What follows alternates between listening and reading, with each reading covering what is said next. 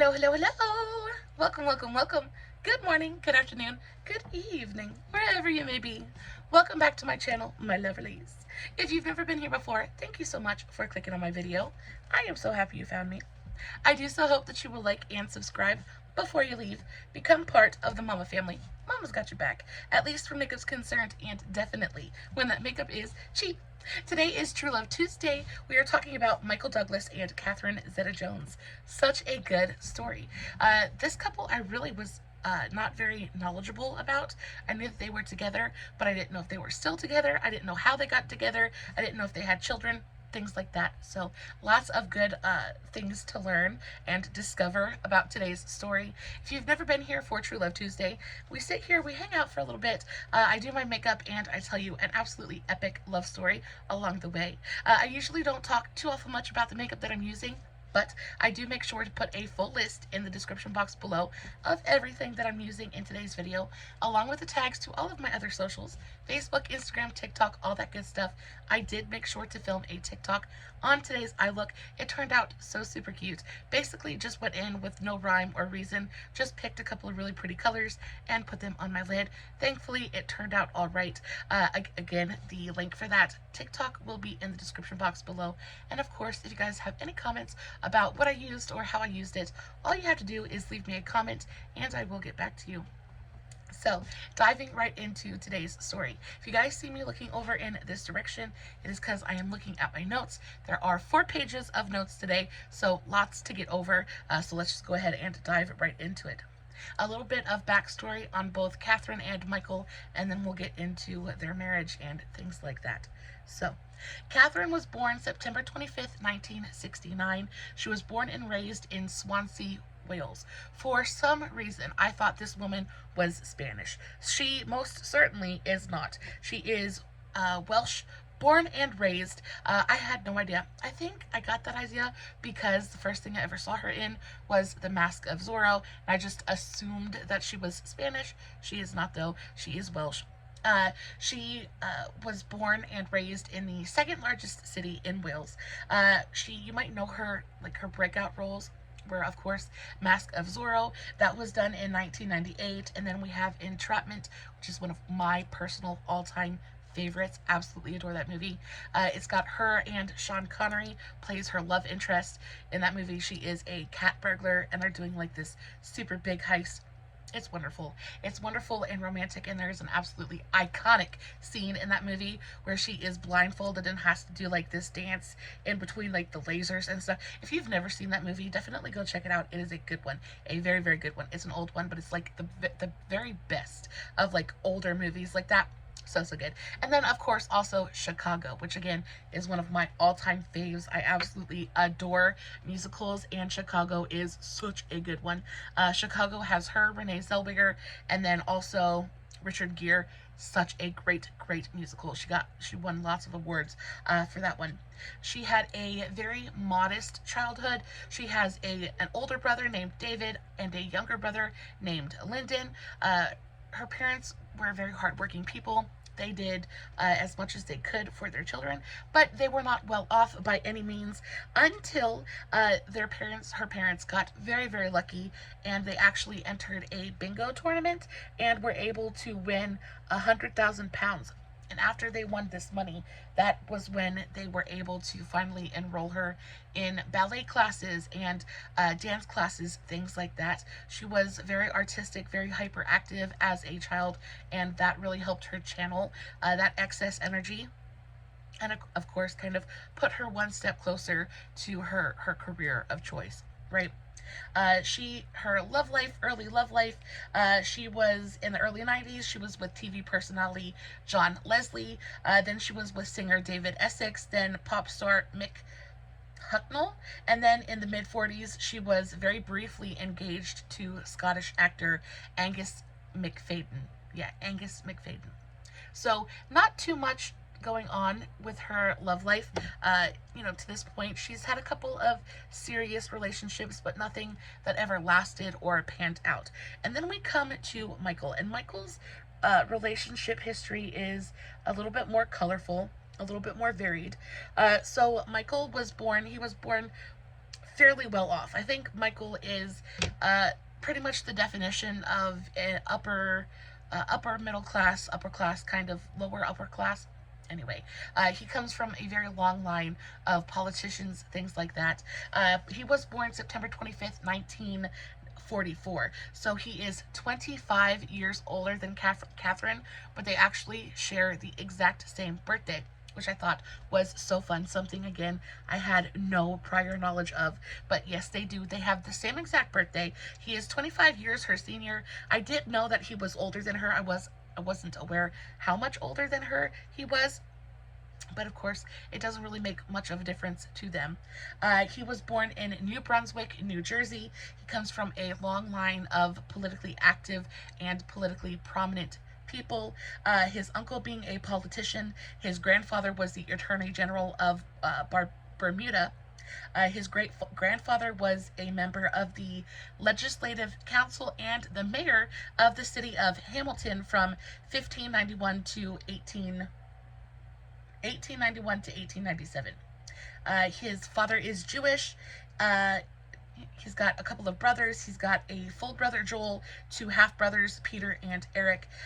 And he's just kind of like basic American, almost like American under political royalty, kind of.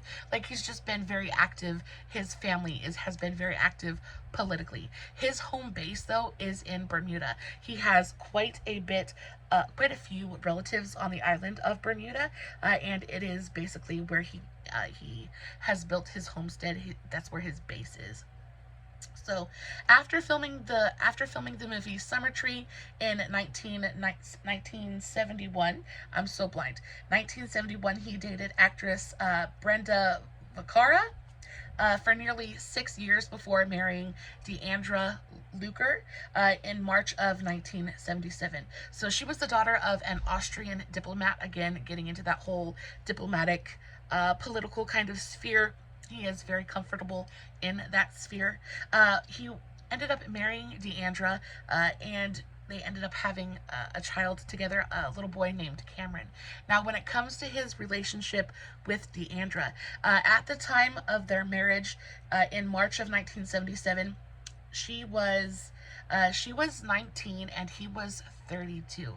So at this point, I'm seeing quite a bit of a pattern going on here. He definitely prefers and enjoys younger women. There is nothing wrong with that. To each their own. You're allowed to have a preference. But I do just find it, I just find it interesting that he enjoys his women so much younger than him, right? Anyway, moving on. They ended up having a child together, a little boy named Cameron. And they were together, they had their son in 1978. Then in 1995, Deandra filed for divorce and was awarded $45 million as part of the divorce settlement. So she made out with a good chunk of change. She is set for life. And very quickly, very soon after Deandra, he was kind of on the town again. And soon after that, he met Catherine. And so though he does enjoy his dalliances, and he's not very promiscuous. It seems to me like he is, again, another very marriage-minded kind of man. Preferences aside, there have been a ton of cheating rumors surrounding him and all of his relationships, but nothing has ever been substantiated. Nothing has ever been proven. So it seems to me like he is a very loyal and dedicated spouse and partner. Now, Catherine and Michael, they met in 1996 at the Duval Film Festival. Catherine had been told that Michael had wanted to meet her. And, of course, Michael is a very big name at this moment. He's been in a bunch of different movies. He's really kind of like a big name in Hollywood at this point. And she's just kind of breaking onto the scene. So of course she's nervous. Why would he want to talk to me? I'm basically nobody, right? So Catherine had been told that Michael wanted to meet her. She was nervous. She didn't know what he wanted to meet with her about. Michael was there promoting A Perfect Murder, which is another great movie. And she was there promoting The Mask of Zorro. her like kind of breakout debut role. Catherine first spotted him in the lobby of her hotel, and she's sitting here thinking, oh well, he's here to see me, right? He had asked to meet me. So she's thinking that he's going to walk up to her and come say hello. So he starts walking towards her, and she's thinking that he's going to come up to her and introduce himself. And she kind of gets a little bit of a kick in the ego because he just kind of breezes right past her. She thinks that he's, kind of like, oh, I need to meet you so badly. He doesn't even know who she is. He walks right past her, and she's just kind of like, she's crestfallen a little bit. He just breezed right past her. So she said to her brother that Michael must not have wanted to meet her that awful badly because he just walked right past me and had no idea who I was. They were formally introduced later that same evening at a private dinner by their mutual friends Melanie and Antonio. So we talked about Melanie Griffith and Antonio Banderas last week. Such a great story. If you guys didn't check that one out, you definitely should. Really, really cute story. I adore their love story. But of course, Catherine had just finished work with Antonio on The Mask of Zorro, so they had become friends and they had known Michael from before. So they introduced Catherine to Michael and they kind of hit it off right away. Small world, right? Michael came up to Catherine and he was very much a gentleman, and this is one of the things that kind of intrigued her and drew her to him the most, was that he was such a gentleman. He just seemed very, very correct. He seemed very genuine. He seemed very just gentlemanly, right? It's a fairly rare quality nowadays. So he comes up to her and he asks her very sincerely if she would mind if he sat next to her throughout the dinner. She says, "Of course not. Take a seat." So they go throughout the dinner, they're conversating, they're enjoying themselves, having a great dinner party, and they're just kind of getting acquainted and getting to know each other. Now, of course, this is a work trip. They're both there promoting different movies. So after dinner, Catherine has to go and she has to kind of make the rounds. She has to do all of her press spots, things like that. After dinner, Catherine made the rounds as part of her press obligations, but then she met up with Michael at the bar towards the end of the evening for a nightcap. And of course, trying to explore this connection, explore this chemistry just a little bit more, get to know each other just a bit more. So they sit at the bar, they get a couple drinks, and they actually end up having a conversation for hours. They're just really enjoying each other's company. Now, when it comes to Michael at this point, he's kind of a big shot, especially he's a little bit of a womanizer, right? And especially he's very, very drawn to Catherine. He's very attracted to Catherine. And this man has never had problems with his ego, right? He doesn't have problems with like self-esteem and self-worth. Like he's kind of got a little bit of an ego. And towards the end of their conversation, he looks her dead straight in the face and says, "I'm going to be the father of your children." And Catherine is like, she's still young at this point, first of all. Second of all, she knows her worth. If there's anything to say about Catherine, it is that she is sass personified. She is a vixen. She kind of exudes this like, I don't even know how to say it other than she knows her worth, right? And for this man who she has just met to sit there and tell her, "I'm going to be the father of your children," instantly going into sexy speak, things like that. She was like, "You know what? Okay, already then." She says, "I've heard a lot about you and I've seen a lot about you, and I think it's time that I said goodnight." So she finishes her drink, she stands up, she says goodnight, and she leaves. She leaves. And Michael, who again at this point is definitely not used to being turned down or anything of the sort, kind of flabbergasted. He's like, "How? She just walked away from me. I just got rejected. Like, oh, And so instantly he falls a little bit in love with her, right? Because she's just not having it. She's not going to take his bull crap. She's not going to be another notch on his bedpost, right? So the next morning, he's kind of like he's trying to figure out how he can run into her again, how he can kind of fix things. Unfortunately, Catherine had to get up and she had to leave that same day. She had to go back from whence she came. So he's like, what do I do? How do I fix this? He actually ends up, he thought he had blown his chance with that super cheesy pickup line. Catherine flew out of town the next day, but Michael hadn't given up just yet. He sent her some flowers and a handwritten apology to her residence wherever. Said he was sorry for being too forward, and wanted to know if they could continue to conversate and continue to get to know each other.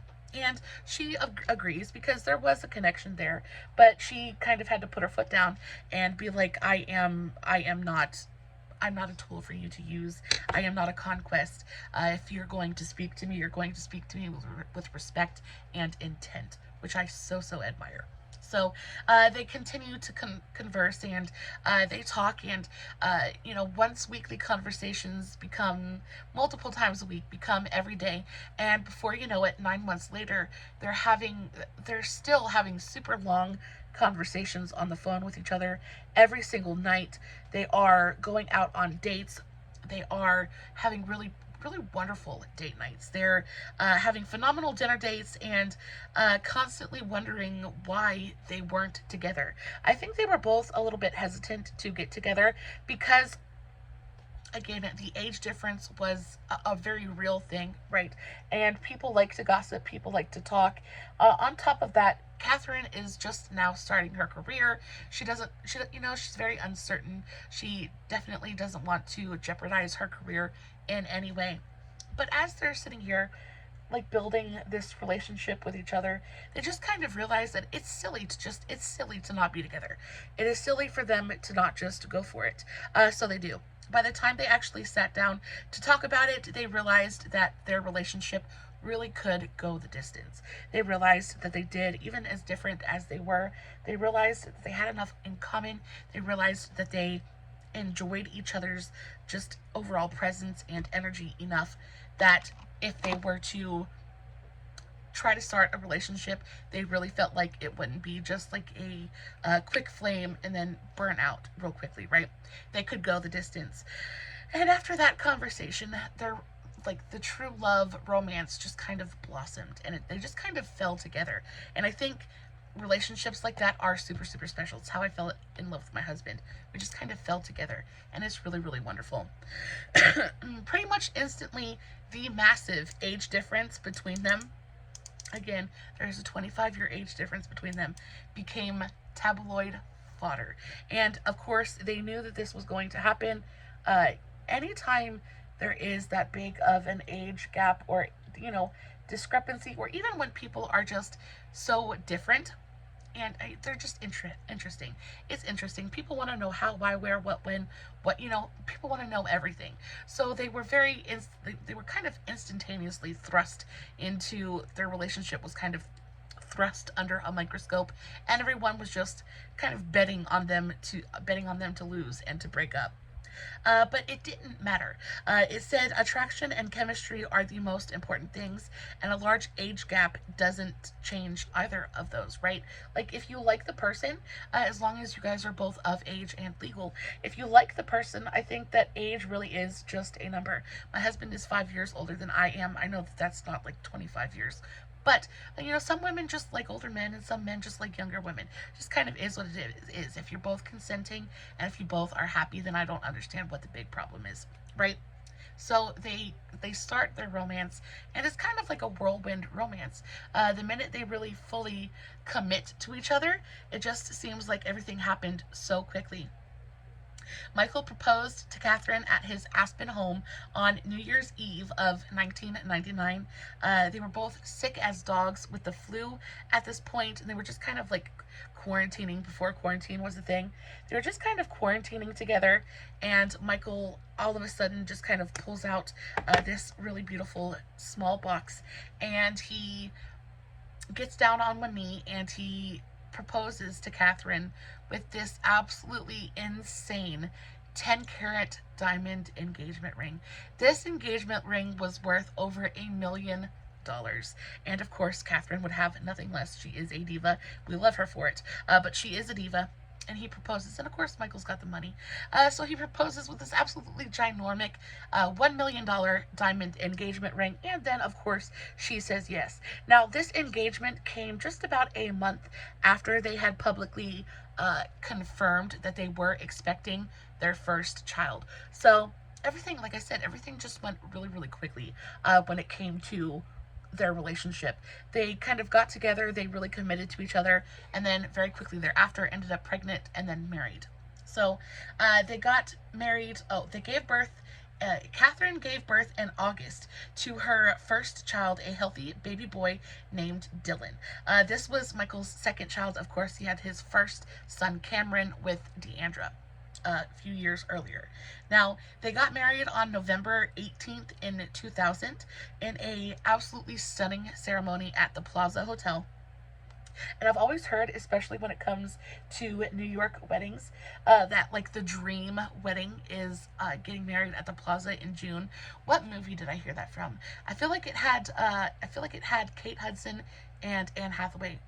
Oh, brides, war, something. Anyway, Plaza in June. I always think of that when I hear about somebody getting married at the Plaza. But they get married at the Plaza in August, and it is an absolutely stunning ceremony. Multiple news outlets actually dubbed it the wedding of the year.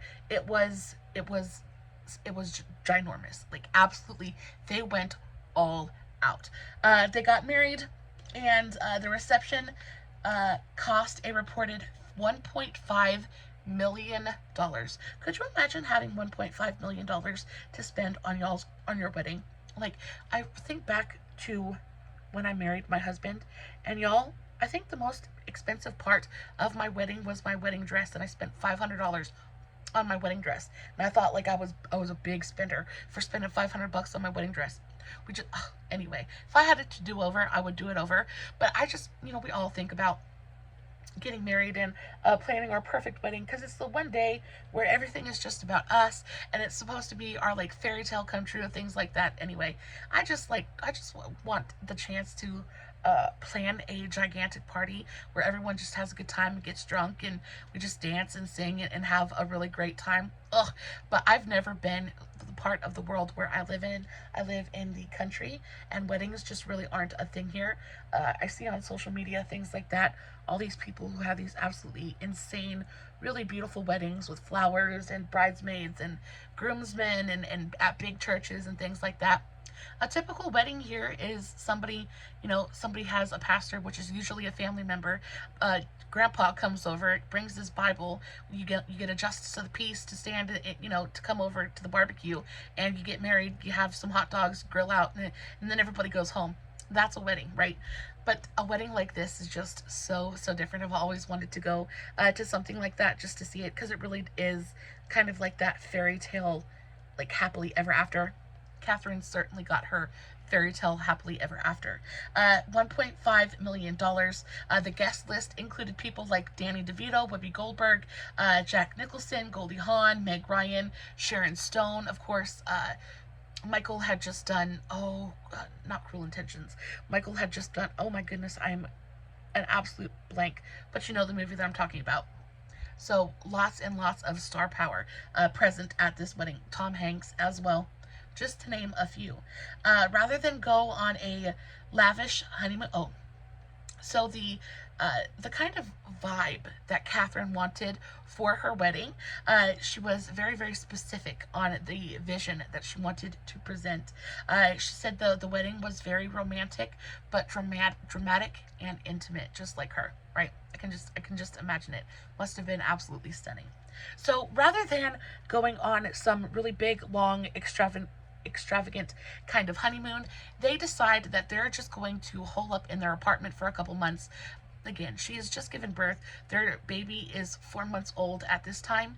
And, now that everything's official and they are officially a family, like a little family together, After the wedding, they just kind of hole up in their apartment and just spend a couple weeks loving each other and loving their new family. And they both have been quoted as saying that life didn't get any better than that moment in time, where they just got to be with each other and be with their child and just enjoy being a happy family for a little while, with basically ignoring all of the pressures and commitments of the outside world.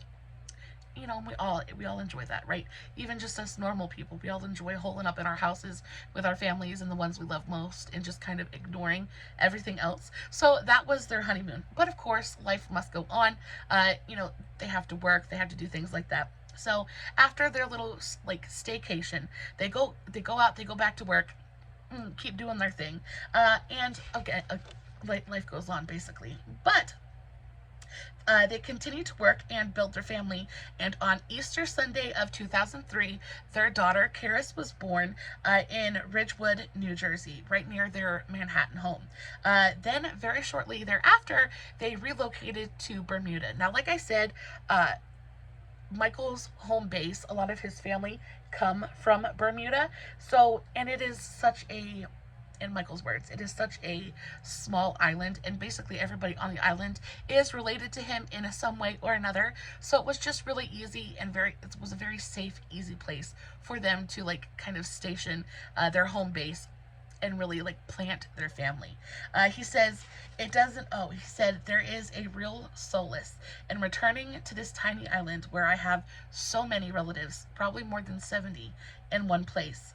To me, Bermuda is my real family spot. They even moved Catherine's family to the island as well.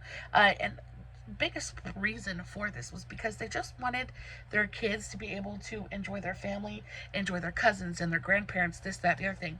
They wanted everything to be in one spot so that their kids could have as like a full circle, kind of like everybody's happy and healthy and all of that. Everything's in one place, right? Everything that they needed. Now, all good things must come to an end, and unfortunately, a little while later, they ended up having to relocate back to Manhattan, and this move didn't go over well with anybody, really. Except for Michael. So the kids absolutely hated moving back to Manhattan. This was a period in time where paparazzi was really getting into young Hollywood. There was a lot of interest in, children of stars, things like that. And as soon as they moved back to Manhattan, it seemed like the paparazzi just kind of swarmed them, and it became very, very overwhelming very quickly for the children. But they had to move back to Manhattan so that the children could get the best education possible, and of course they had to be closer to work and things like that. So, kind of like a win-lose kind of situation. Michael does very much enjoy being in the city. He enjoys city life, and him and Catherine differ quite a bit on that point. Catherine prefers the quiet and solitude of the country. Part of that, I think, has to do with the fact that she was born and raised in such a small part of Wales. Like, even though it's the second biggest country, or second biggest city, it's still a very, very small country, and really nothing like New York at all. But they've moved back. The kids go to school. There is a period of adjustment, but they get over it, and life is good again. By 2009, they had moved back to Manhattan for work and all of that stuff, and after almost 10 years of married bliss, their love was put to the test. This is when some trauma happens, when Michael was diagnosed with throat cancer. Now, this of course came as an absolute gigantic shock to the entire family. It was a really, really stressful time for everyone involved. Catherine, of course, was there right by Michael's side throughout the entirety of this situation. She never left, she never faltered, she never wavered, but it was really, really difficult for everybody involved.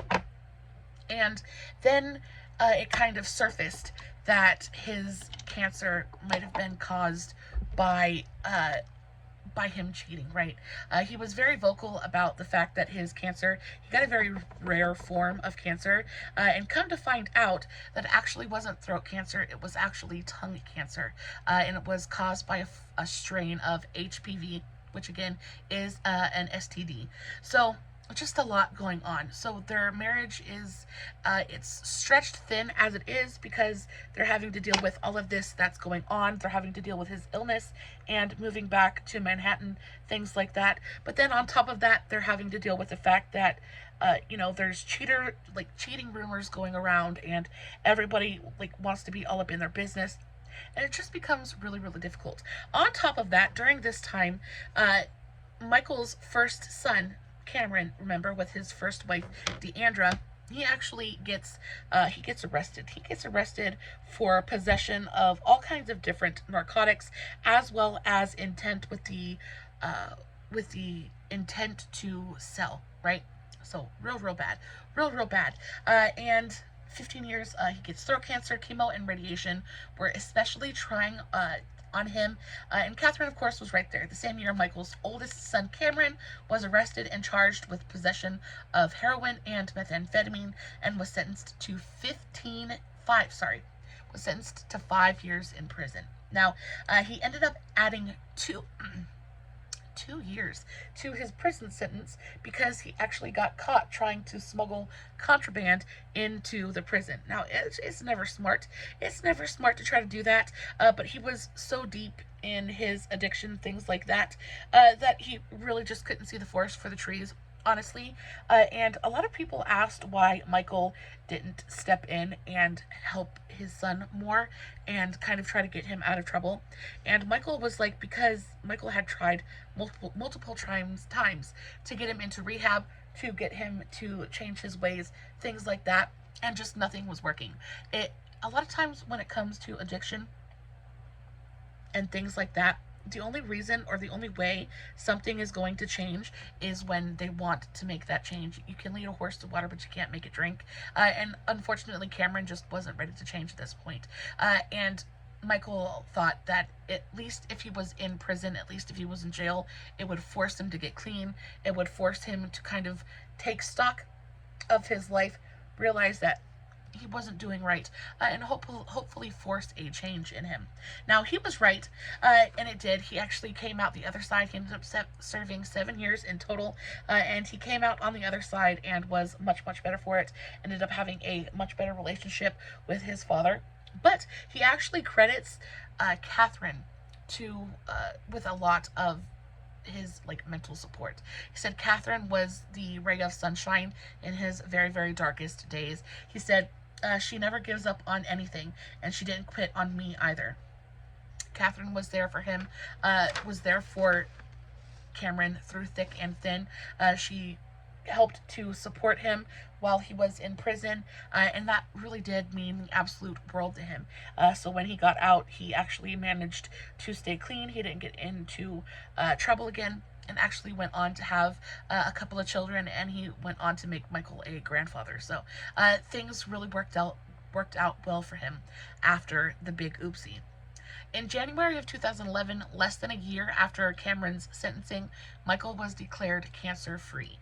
He was able to beat the cancer, and that's when he was declared cancer-free, that's when he came out and was open and honest about what his diagnosis actually was. Of course, having tongue cancer really would have affected his career in a very, very big way, and he just didn't want people to know about it and know exactly what was going on until it was no longer a threat to his livelihood, right?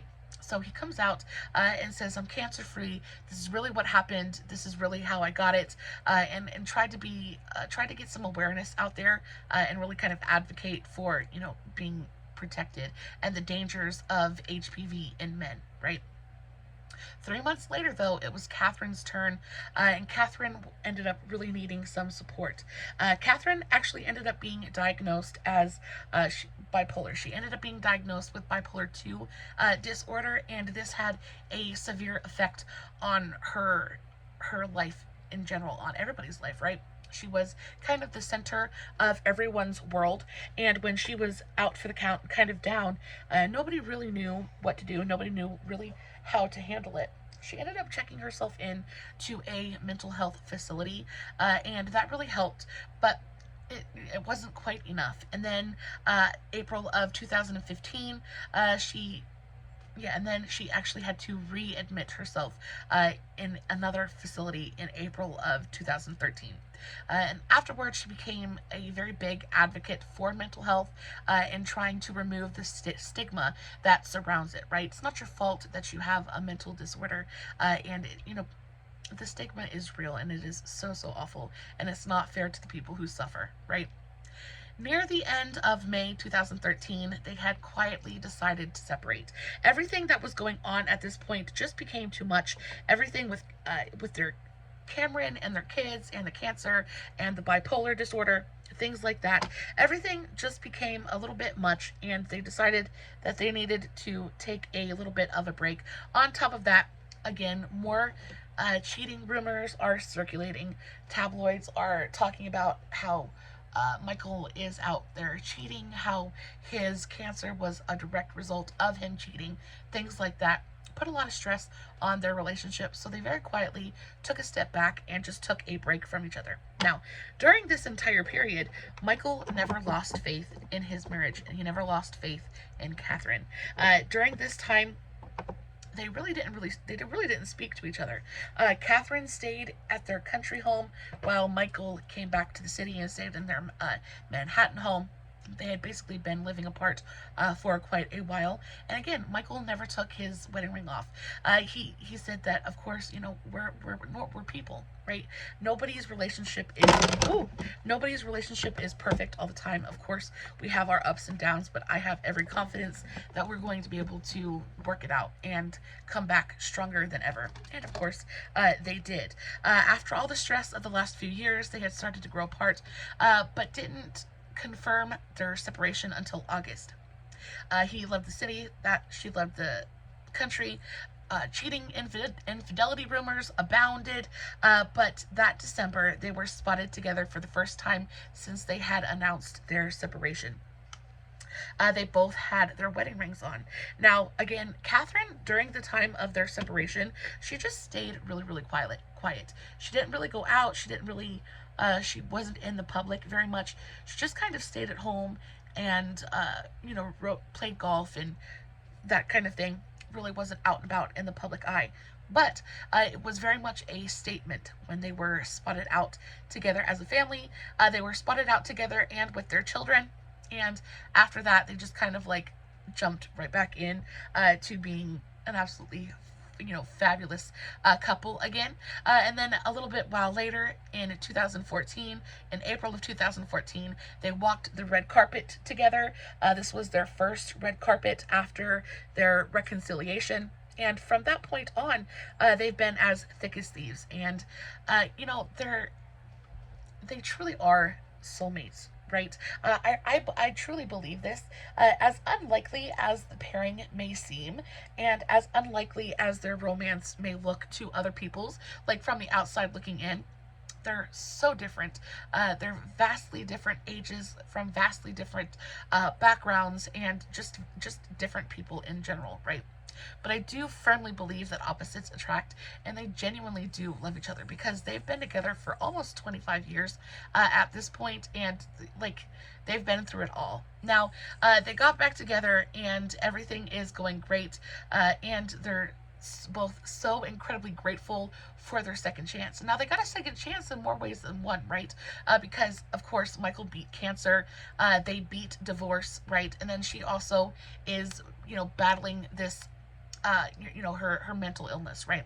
So everything is going so great until grateful for their second chance in every essence of the word, right? They sold their old home and bought a new one to build a new life together, to kind of start fresh with each other, and they kind of like proceed, right? You see priorities differently. This is Michael on how all of this affected their marriage. He says, you see priorities differently. You have a much deeper appreciation of marriage, of your children. You see everything a little bit clearer and a little bit brighter.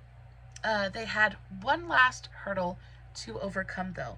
Now, during this time, the Me Too movement is really kind of hitting its peak. Everyone is coming forward, and unfortunately, during this whole the whole Me Too movement.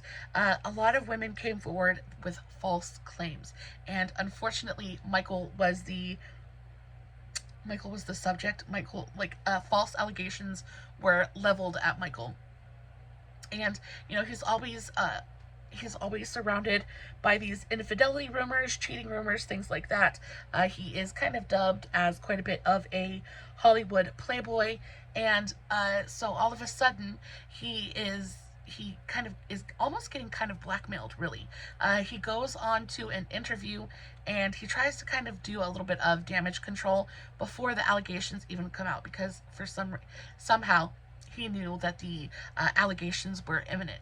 So he goes on television and he tells everybody that a former employee of his production company is coming forward with allegations of sexual misconduct, saying that he had touched himself and exposed himself to her in front of her, and then blackballed her from the industry afterwards.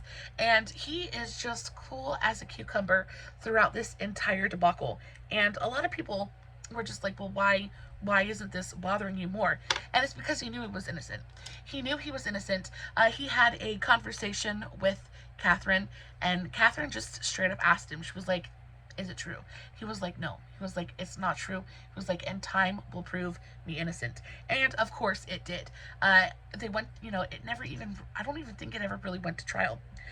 No evidence was ever produced of anything, of any kind of misconduct in any way, shape, or form. There was no settlement. I think that the case actually ended up being dropped, and that was kind of it. After that, their marriage has been uneventful. And honestly, uneventful is good. Uneventful, like no surprises, is a wonderful, wonderful thing. They are indeed still together to this day. They've been married nearly 25 years at this point and still going strong. They're incredibly happy, of course. Of course they are. And they're incredibly happy with each other. Most recently, Michael has been in Ant-Man and the Wasp. Things like that, those Marvel movies, which I absolutely adore. And their life is just going great. I learned so much about them, both as people and as public figures, through this story. It's one of my favorite parts of doing True Love Tuesday, is getting to do deep dives into people that I only see on the screen, and getting to learn just a little bit more, getting to learn something new about people who I have preconceived notions of. I will say that I thought Catherine was, I had no idea that Catherine was as kind and loving and giving as she actually is. I had no idea that Michael was such a family man. I thought he was I thought he was a philanderer. I thought he was a little bit of a rogue, kind of playboy, things like that. Turns out he really is a very loyal, very loving family man and dad, has great relationships with all of his children. So they're celebrities are normal people just like you and me, just with a whole lot more money. That'd be nice, right? Guys, as always, I love my makeup. I didn't get it finished, but I will finish it and post finished pictures over on Instagram and Facebook. Links will be in the description box. I really do hope that you enjoyed today's video. I really enjoyed telling you guys this story. Let me know if you have any suggestions about couples to talk about in the future. Guys, if you liked the video, please make sure to give it a big old thumbs up. If you're not subscribed, make sure you do so. Ring my bell, turn on all your notifications, so that way next time I upload, you can come right back here and we can hang out together again. Guys, I love you so very much. As always, no filters, no edits, no fancy lighting. It's just me sitting in front of my camera telling you an absolutely epic love story. Hoping you guys are enjoying what I'm doing. And until next time, stay safe, take care of yourselves, and remember, you're important. Bye.